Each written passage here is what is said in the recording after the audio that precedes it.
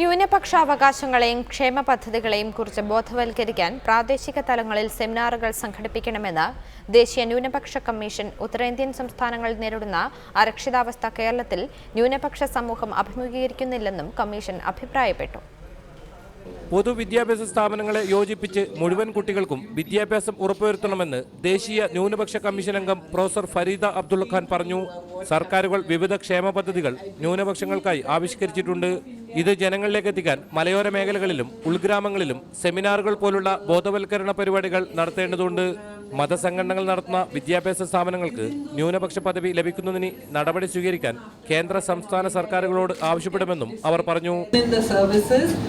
Within the Christian community, I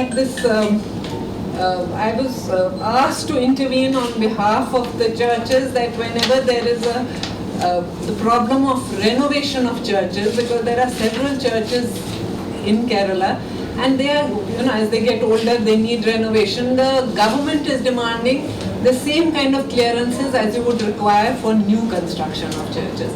അഭ്യസ്ത വിദ്യരുടെ തൊഴിലില്ലായ്മ, തൊഴിൽ പരിശീലന കേന്ദ്രങ്ങളുടെ അഭാവം, അർഹരായവരിലേക്ക് ക്ഷേമ പദ്ധതികളും വിദ്യാർത്ഥികൾക്ക് പ്രീ മെട്രിക് സ്കോളർഷിപ്പും ലഭിക്കാത്ത സാഹചര്യം എന്നിവയാണ് കാസർഗോഡ് ഉൾപ്പെടെയുള്ള ജില്ലകളിൽ ന്യൂനപക്ഷങ്ങൾ നേരിടുന്ന പ്രശ്നം.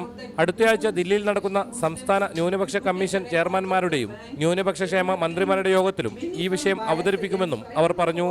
ജില്ലാ collector PS Muhammad Sagheer, ADM H Dineshan, വിവിധ ന്യൂനപക്ഷ സംഘടനാ പ്രതിനിധികൾ എന്നിവരുമായി ദേശീയ ന്യൂനപക്ഷ കമ്മീഷൻ ചർച്ച നടത്തി. റിപ്പോർട്ടർ, കാസർഗോഡ്.